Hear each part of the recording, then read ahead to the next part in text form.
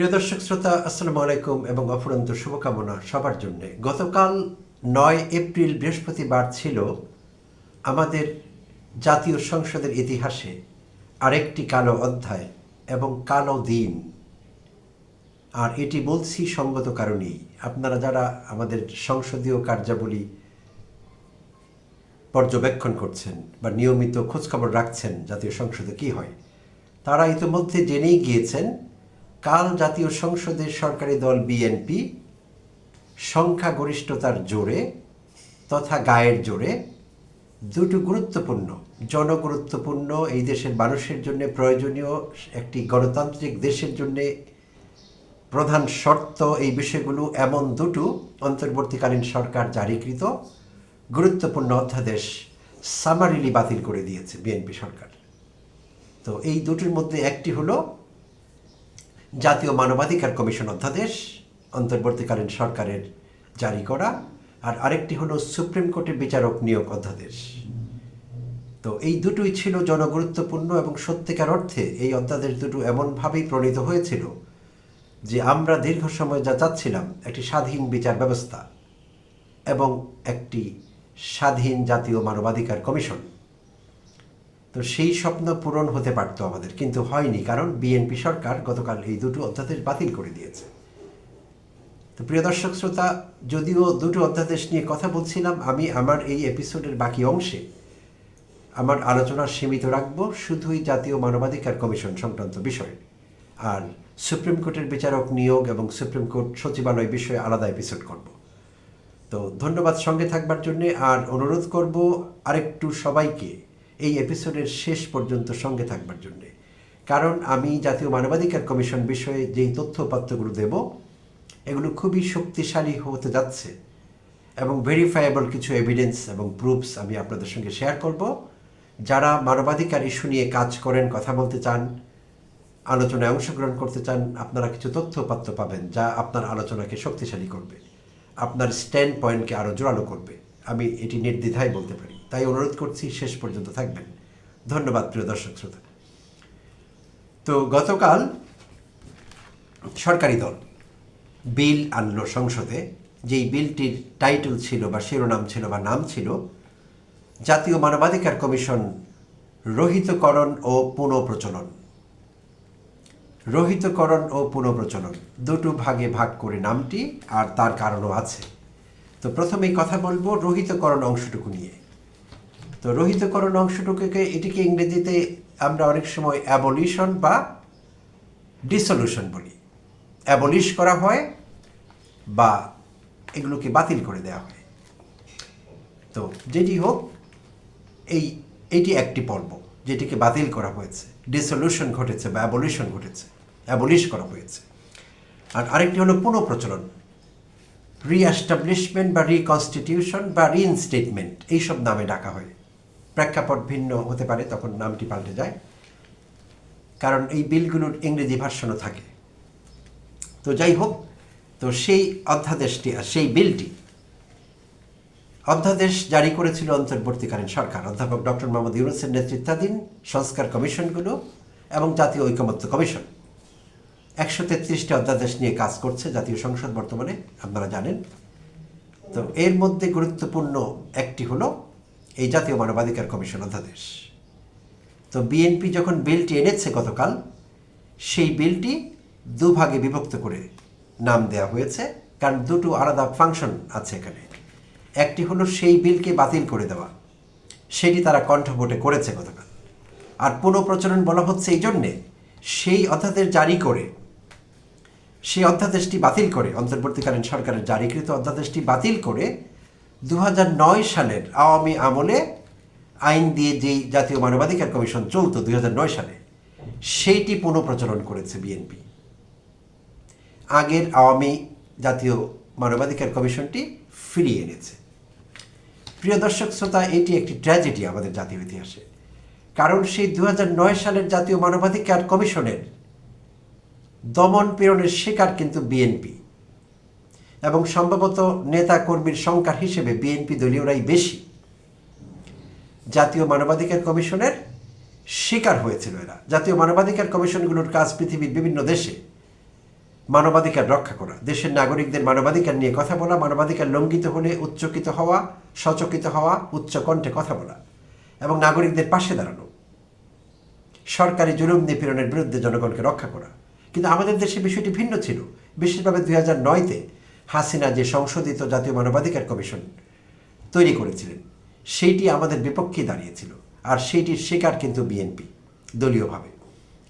তো সেই বিএনপি 2009-এর জাতীয় মানবাধিকার কমিশন অর্থাৎ 2009-এর আইন দ্বারা পরিচালিত সেই কমিশনকে আবার ফিরিয়ে এনেছে। সেই জন্য তাদের আনিত গতকালকের বিলটি এই নাম, রহিতকরণ এবং পুনঃপ্রচলন। তাহলে রহিত করা বলে অন্তর্বর্তীকালীন সরকারের জারি করা অধ্যাদেশ জাতীয় মানবাধিকার কমিশন সংক্রান্ত, আর ফিরিয়ে আনা হলো হাসিনা আমলের জাতীয় মানবাধিকার কমিশন। তো ট্র্যাজেডি বললে কম বলা হবে, জানি না আসলে কোন ভাষায় এটিকে আমি বলবো, ডিফাইন করব, জানা নেই আমার। নিশ্চয়ই আপনাদের অনুভূতি একই রকম। আচ্ছা, তো এখন কি সমস্যা ছিল হাসিনার 2009 সালের জাতীয় মানবাধিকার কমিশনে একটু ছোট্ট করে যদি দেখে নিই, নেতিবাচক দিক সেখানে কি ছিল। সেখানে কমিশন গঠন করবার যে পদ্ধতিটি ছিল, প্রক্রিয়াটি ছিল, সেই প্রক্রিয়ার মধ্যে ছিল কমিশনের চেয়ারম্যান এবং অন্যান্য সদস্যদের নিয়োগ করবার জন্য একটি কমিটি গঠন করা হতো, বাছাই কমিটি। তো সেই বাছাই কমিটিটি স্পিকারের সভাপতিত্বে হয়েছিল। স্পিকার কারা? সরকারি দলের লোক স্পিকার ছিলেন। তাদের সভাপতিত্বে সেই বাছাই কমিটি জাতীয় মানবাধিকার কমিশনের চেয়ারম্যান এবং সদস্যদের নিয়োগ করেছিল। আর সেই বাছাই কমিটিতে স্পিকারের সভাপতিত্বে কারা কারা ছিলেন এক নজরে একটু দেখে নিই। আইন ও স্বরাষ্ট্রমন্ত্রী, আইন কমিশনের চেয়ারম্যান, মন্ত্রিপরিষদ সচিব, সরকারি দলের একজন এমপি এবং বিরোধী দলের একজন এমপি। অর্থাৎ সবাই সরকারি দলের, শুধু একজন বিরোধী দলের এমপি, যার হয়তো সেখানে কিছুই করবার ছিল না বা করবার থাকে না টেকনিক্যালি। আচ্ছা, তো এই ছিল গঠন প্রক্রিয়া। এইবার দেখব বিপরীতে অন্তর্বর্তীকালীন সরকার যে অধ্যাদেশ জারি করেছে জাতীয় মানবাধিকার কমিশনের, তারা কিভাবে করেছে এটি। তো সেখানে বাছাই কমিটির বিষয়ে, বাছাই কমিটি তারা কিভাবে তৈরি করেছে অন্তর্বর্তীকালীন সরকার, বা কি পরামর্শ দিয়েছে এই বিষয়ে, সেটি হলো এই কমিশনটি প্রধান বিচারপতির সভাপতিত্বে গঠিত হবে। আগেরটি ছিল সরকারি দলের স্পিকারের সভাপতিত্বে, আর এটি প্রধান বিচারপতির সভাপতিত্বে বাছাই কমিটি গঠিত হবে। আর বাছাই কমিটির সদস্য থাকবেন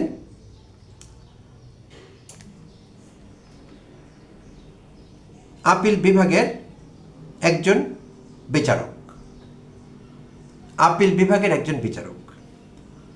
সদস্যদের মধ্যে থাকবেন মন্ত্রিপরিষদ সচিব, সরকারি দলের একজন এমপি, বিরোধী দল থেকে একজন এমপি, একজন বিশ্ববিদ্যালয়ের অধ্যাপক, একজন নাগরিক প্রতিনিধি, একজন সাংবাদিক প্রতিনিধি এবং একজন ক্ষুদ্র জাতিগোষ্ঠীর প্রতিনিধি।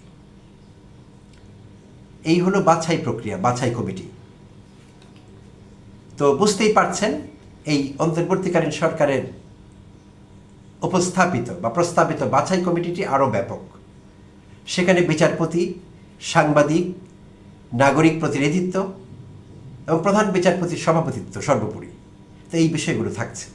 তার মানে বাছাই কমিটির আরও ব্যাপকভাবে, আরও স্বাধীনভাবে কাজ করবার সুযোগ এখানে রাখা হয়েছে। আচ্ছা, 2009-এর যে মানবাধিকার কমিশন, 2009-এর আইন দ্বারা পরিচালিত হাসিনা আমলের, সেখানে আইন শৃঙ্খলা রক্ষাকারী বাহিনীর কোনো সদস্য যদি মানবাধিকার লঙ্ঘন করেন, তাহলে তার বিরুদ্ধে তদন্ত করবার ক্ষমতা মানবাধিকার কমিশনকে দেয়া হয়নি। জাতীয় মানবাধিকার কমিশনের সেই ক্ষমতা ছিল না। তাহলে আইন শৃঙ্খলা রক্ষাকারী বাহিনীর মানবাধিকার লঙ্ঘনের ক্ষেত্রে সেই তদন্তগুলো কিভাবে হতো, কারা করতেন? আইন শৃঙ্খলা বাহিনীর সদস্যরাই করতেন, অন্য বিভাগ থেকে, অন্য পদ থেকে। তো সেখানে বোঝাই যায় সেই তদন্তগুলো প্রভাবিত হতো। সরকারের হুকুমে তারা তদন্ত কমিটি কাজ করতো এবং রিপোর্ট দিতেন তারা। আর এই অন্তর্বর্তীকালীন সরকারের প্রস্তাবিত যে অধ্যাদেশ জাতীয় মানবাধিকার কমিশন সংক্রান্ত, সেখানে আইন শৃঙ্খলা রক্ষাকারী বাহিনীর সদস্যদের সংগঠিত মানবাধিকার লঙ্ঘনের বিষয়টিতে তদন্ত করবার পূর্ণ ক্ষমতা তাদের দেওয়া হয়েছে। জাতীয় মানবাধিকার কমিশন স্বাধীনভাবে তদন্ত করতে পারবে। সেই মানবাধিকার লঙ্ঘনের বিষয়গুলো। শুধু এটাই না, জাতীয় মানবাধিকার কমিশনকে ক্ষমতা দেওয়া হয়েছে যে তারা যে কাউকে তলব করতে পারবে, সরকারি বেসরকারি যে কোনো পদাধিকারী জাতীয় মানবাধিকার কমিশন প্রয়োজন মনে করলে তাদেরকে তলব করতে পারবে সেই তদন্তের স্বার্থে। সাক্ষীকে তলব করতে পারবে, তারা অকুস্থল পরিদর্শন করতে পারবে, যেখানে ঘটনা ঘটেছে, আয়না ঘরে হোক, সেনাপ্রধানের চেম্বারের ভেতরে হোক, প্রধান বিচারপতির বাসভবনে হোক, যেখানেই হোক অকুস্থলে যাবে জাতীয় মানবাধিকার কমিশনের সদস্যরা এবং সেখানে গিয়ে তারা তদন্ত করতে পারবেন। অর্থাৎ স্বাধীনভাবে তারা কাজ করতে পারবেন, সেই ক্ষমতাটি জাতীয় মানবাধিকার কমিশনকে দেয়া হয়েছে। তো এতে আমাদের কোনো ক্ষতি হয়নি, জাতি হিসেবে বাংলাদেশের মানুষের কোনো ক্ষতি হয়নি, দেশ হিসেবে বাংলাদেশ কোনোভাবে ক্ষতিগ্রস্ত হয় না, কারণ জাতীয় মানবাধিকার কমিশনকে শক্তিশালী করা হয়েছে, শক্তি দেয়া হয়েছে বেশি।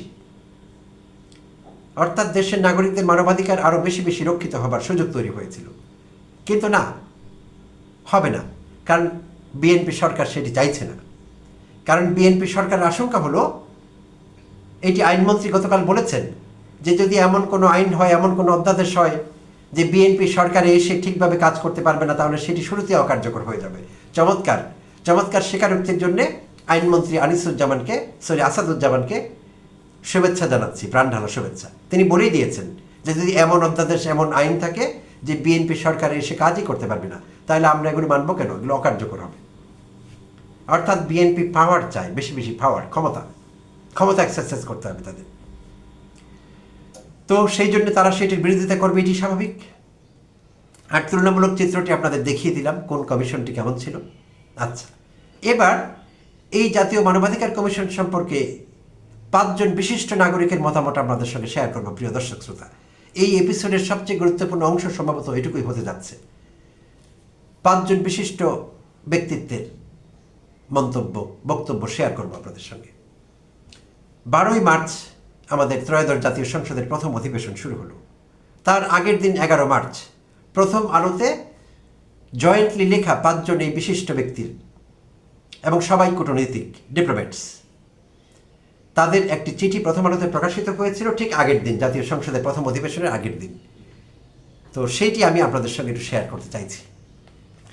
আর এই ব্যক্তিত্বরা হলেন স্টিফেন লিয়ার, তিনি জাতিসংঘে বাংলাদেশের ভারপ্রাপ্ত আবাসিক সমন্বয়কারী এবং ইউএনডিপির বাংলাদেশের আবাসিক প্রতিনিধি, অর্থাৎ জাতিসংঘের প্রতিনিধি স্টিফেন লিয়ার।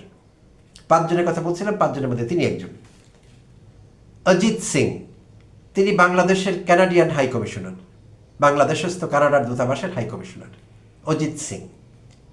ক্রিস্টিয়ান ব্রিক্স মোলার, তিনি বাংলাদেশস্থ ডেনমার্কের দূতাবাসের রাষ্ট্রদূত। ডেনমার্ক বাংলাদেশের বিরাট বড় উন্নয়ন অংশীদার, প্রিয় দর্শক শ্রোতা, আপনাদের জানা আছে, এখানে কোনো মার্কিন ষড়যন্ত্র নেই। বরিস ভ্যান বোমেল, তিনি বাংলাদেশস্থ দ্য নেদারল্যান্ডসের রাষ্ট্রদূত বা ডাচ রাষ্ট্রদূত। হাকান অ্যারোল্ড গুলব্র্যান্ডসেন, তিনি বাংলাদেশস্থ নরওয়ের রাষ্ট্রদূত, নরওয়েজিয়ান অ্যাম্বাসেডর। এই 5 বিশিষ্ট কূটনীতিক প্রথম আলোতে একটি চিঠি পাঠিয়েছিলেন, যৌথভাবে লেখা তাদের চিঠিটি। তো সেই চিঠিতে তাদের বক্তব্য সংক্ষিপ্ত আকারে এই অন্তর্বর্তীকালীন সরকারের ঘোষিত, জারিকৃত যে অধ্যাদেশটি জাতীয় মানবাধিকার কমিশন সংক্রান্ত, এইটির বিষয়ে তারা কি ভাবছেন, এই 5 বিশিষ্ট কূটনীতিক, তাদের বক্তব্য আপনাদের সঙ্গে একটু শেয়ার করব। তো তারা বলেছেন, আমি পুরোটা পড়ব না, অংশ বিশেষ পড়ছি, গুরুত্বপূর্ণ অংশটুকু। এই অধ্যাদেশের ফিচার সম্পর্কে তারা কথা বলছেন। এই অধ্যাদেশ প্রণয়ন প্রক্রিয়ায় 600 জনের বেশি অংশগ্রহণকারীর মতামত অন্তর্ভুক্ত করা হয়েছে। প্রিয় দর্শক শ্রোতা, 600 জন স্টেক হোল্ডার মতামত দিয়েছেন এই অন্তর্বর্তীকালীন সরকারের গৃহীত, জারিকৃত, উপস্থাপিত, প্রস্তাবিত জাতীয় মানবাধিকার কমিশন অধ্যাদেশ। এই অধ্যাদেশ প্রণয়ন প্রক্রিয়ায় 600 জনের বেশি অংশগ্রহণকারীর মতামত অন্তর্ভুক্ত করা হয়েছে, যার মধ্যে ছিলেন জাতীয় পর্যায়ের বিশেষজ্ঞ, জাতিসংঘের প্রতিনিধিরা, বিভিন্ন স্তরের নাগরিক সমাজের প্রতিনিধিরা। এমন বিস্তৃত অংশগ্রহণে এবং সবার অন্তর্ভুক্তিতে খসড়া প্রণয়ন করার প্রক্রিয়াটি ছিল নজিরবিহীন। এই বিশিষ্ট কূটনীতিকরা বলছেন, এই অধ্যাদেশের যে খসড়া প্রণীত হয়েছে আর এই খসড়া প্রণয়নে 600 স্টেক হোল্ডার এবং এই ক্রস সেকশন অফ পিপল, তাদের রেপ্রেজেন্টেশন বা প্রতিনিধিত্ব, এইটিকে এই কূটনীতিকরা বলছেন এই প্রক্রিয়াটি ছিল নজিরবিহীন। অর্থাৎ এখানে কোনো ডর, ভয়, বিশেষ কারোর প্রতি আনুগত্য, বিশেষ কাউকে সুযোগ সুবিধা দেবার চেষ্টা, কারোর সুযোগ সুবিধা কাট ডাউন করবার চেষ্টা, এসব কিছুই হয়নি। আচ্ছা, তারা আরও বলেছেন, সংক্ষেপে আমি শুধু বলছি চুম্বক অংশটুকু, জাতীয় মানবাধিকার কমিশন প্রতিষ্ঠার পর থেকে এখন পর্যন্ত এটি সবচেয়ে গুরুত্বপূর্ণ পদক্ষেপ। প্রিয় দর্শক শ্রোতা, এই হলো সেই বিশিষ্ট 5 জন কূটনীতিকের মতামত, জাতিসংঘের প্রতিনিধি সহ। আচ্ছা, এবার সংসদে গতকাল আমাদের আইনমন্ত্রী কি বললেন তার আগে আমি একটু বিরোধী দলের এনসিপি দলীয় সংসদ সদস্য কুমিল্লা 4 আসনের জনাব হাসনাত আবদুল্লাহর বক্তব্য একটু শেয়ার করতে চাইছি। হাসনাত আবদুল্লাহ গর্জে উঠেছিলেন বাঘের মতো। বিএনপির এই অপচেষ্টা, জাতীয় মানবাধিকার কমিশনের এই চমৎকার অধ্যাদেশটি বাতিল করে দেবার চেষ্টার বিরুদ্ধে দাঁড়িয়ে হাসনাত আবদুল্লাহ গর্জে উঠেছিলেন। তো তিনি কি বলেছিলেন একটু শেয়ার করছি সংক্ষেপে। তিনি বলেছিলেন যে দীর্ঘ 17 বছর এই জাতীয় মানবাধিকার কমিশন, অর্থাৎ হাসিনা আমলের কমিশন, দমন পীড়ন চালিয়েছে। দমন কমিশন বলেছেন তিনি এটিকে, এবং বলেছেন বিএনপি ভিক্টিমিটেড। আচ্ছা, এবং তিনি বলেছেন বিএনপিকে দমন করার বৈধতা এই জাতীয় মানবাধিকার কমিশন উৎপাদন করেছিল। 2025-এর এই অধ্যাদেশ ল্যাপস করা হলে জাতি পেছনের দিকে যাবে, ব্যাকওয়ার্ড যাবে তিনি বলেছিলেন। পিছিয়ে পড়ার ক্ষেত্রে এবং পিছিয়ে পড়ার ক্ষেত্রে যে ইতিহাস তৈরি হবে সেইটি একটি টেক্সট বুক এক্সাম্পল হয়ে থাকবে। এই অধ্যাদেশ বাতিল করার মধ্য দিয়ে আসলে গুম অধ্যাদেশ ও জুলাই গণ অভ্যুত্থানকারীদের দায় মুক্তির অধ্যাদেশকেও অর্নামেন্টাল করে ফেলা হয়েছে। অধ্যাদেশগুলো পরস্পরের সঙ্গে সম্পর্কযুক্ত। সো তিনি বললেন যে এই অধ্যাদেশ বাতিল করবার মধ্য দিয়ে গুম সংক্রান্ত যে অধ্যাদেশ এবং জুলাই অভ্যুত্থানকারীদের দায় মুক্তি দেবার, ইন্ডেমনিটি দেবার যে অধ্যাদেশ, সেগুলোকে কার্যত অর্নামেন্টাল করে ফেলা হয়েছে, অর্থাৎ সেগুলো কোনো আর কাজের থাকবে না। এই বক্তব্য হাসনাত আবদুল্লাহ। এবং শুধু তাই না, তিনি বলেছেন 2024-এর মেতে এই বিল উত্থাপিত হলে সংসদে একজন সদস্য নেই যে এর বিরোধিতা করতেন না।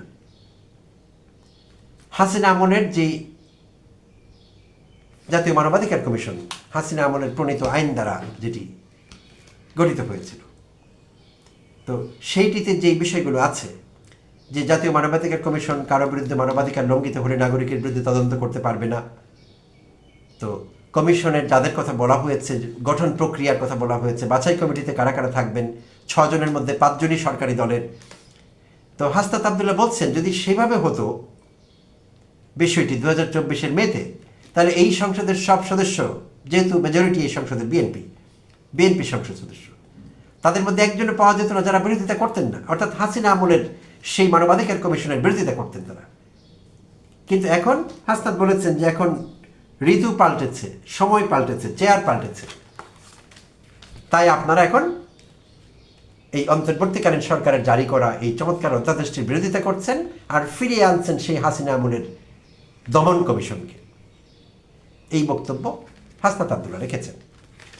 আর দুর্বল আত্মপক্ষ সমর্থন করবার চেষ্টা করেছিলেন আসাদুজ্জামান আইনমন্ত্রী। তাকে আমার খুব অসহায় মনে হয়। ইদানিং যখন কথা বলেন, সরকারের এই অপচেষ্টাগুলো যখন তিনি সমর্থন করেন, লিগ্যালাইজ করবার চেষ্টা করেন, সেগুলোর পক্ষে ন্যারেটিভ তৈরি করার চেষ্টা করেন, তখন তাকে আইনের ছাত্র বলে মনে হয় না। খুব দুঃখজনক, কষ্টদায়ক বিষয়টি। তিনি নিজেও মনে মনে লজ্জিত হন যে আমি কি আইন এই জন্য পড়েছিলাম, আমি এখন যা করছি আমার কি তা করবার কথা, তাই করছেন তিনি আসলে। আচ্ছা, তো তিনি বলছিলেন যে অধ্যাদেশের দুর্বলতা রয়েছে। কোন অধ্যাদেশ? যেটি সেই 5 বিশিষ্ট কূটনীতিক যারা মানবাধিকার বিশেষজ্ঞ, এই প্রত্যেকটি লোক মানবাধিকার বিশেষজ্ঞ, তারা বলছিলেন যে নজিরবিহীন এই গঠন প্রক্রিয়ায় এই অধ্যাদেশের, সেটিকে বলছেন তিনি এই অধ্যাদেশের দুর্বলতা রয়েছে আসাদুজ্জামান। তিনি আরও বলছেন অংশীজনদের সঙ্গে পরামর্শ করে এবং আরও যাচাই বাছাইয়ের মাধ্যমে পরে নতুন করে আইন করা হবে। সেই অন হিম, সেই অন বিএনপি। কোন অংশীজনের কথা তিনি বলছেন? 600 জন অংশীজন এখানে অংশগ্রহণ করেছেন এই অধ্যাদেশে, যেটি বাতিল করলেন তারা, এবং সেটি আন্তর্জাতিকভাবে ভ্যালিডেট করা হলো। সেটির বৈশিষ্ট্যগুলোকে মহিমান্বিত করেছেন এই 5 জন বিশিষ্ট ডিপ্লোম্যাটস। আর আসাদুজ্জামান বলছেন অংশীজনদের সঙ্গে পরামর্শ করে আরও যাচাই বাছাইয়ের মাধ্যমে নতুন করে আইন করা হবে। কোন আইন তিনি করবেন তার উপর অত ভরসা রাখি আমরা? আচ্ছা, মধ্যবর্তী সময়ে যাতে বাংলাদেশ মানবাধিকার কমিশন শূন্য না হয় সেই জন্য আমরা 2009-কে এখন পুনঃপ্রচলন করছি, এটাও তিনি বলেছেন। ছি, লজ্জা রাখবার জায়গা পাই না। বাংলাদেশ নাকি জাতীয় মানবাধিকার কমিশন শূন্য হয়ে পড়বে। আরে শূন্য হয়ে পড়লে তো ভালো। সেই 2009-এর কমিশন ফিরে আসলে আপনি আসাদুজ্জামানও তো আবার ভিক্টিম হতে পারেন। যদিও আপনার সরকার আপনাকে এটি করবে না, আপনার সরকার আপনাকে গুম করবে না। এবং তিনি আরও একটি দুর্বল কথা বলেছেন যে গতকাল 42 দিন পূর্ণ হয়েছিল বিএনপির ক্ষমতা গ্রহণের। গত 42 দিনে বাংলাদেশের একজন নাগরিকও গুম হননি, তাই এটি বিএনপির মানবাধিকার রেকর্ড বলে দিচ্ছে। কি ভয়ঙ্কর কথা, কি খেলো যুক্তি, শিশুতোষ বক্তব্য। 42 দিনের রেকর্ড দেখে নাকি আমরা আগামী দিনে বিএনপি কিভাবে চলবে, বিএনপির মানবাধিকার রেকর্ডটি কেমন হবে, আমরা নাকি সেই সিদ্ধান্তে উপনীত হব। ভয়ঙ্কর আলাপ। এনিওয়ে, সো খুব দুঃখজনক যা হয়ে গেল। সেজন্যই বলছিলাম শুরুতে যে আরেকটি কালো অধ্যায় সূচিত হলো, আরেকটি কালো দিন আমাদের দেখতে হলো জাতীয় সংসদে। প্রিয় দর্শক শ্রোতা, আমি পরের এপিসোডে সুপ্রিম কোর্টের বিষয়গুলো নিয়ে কথা বলবো। ধন্যবাদ সঙ্গে থাকবার জন্য এবং কৃতজ্ঞতা।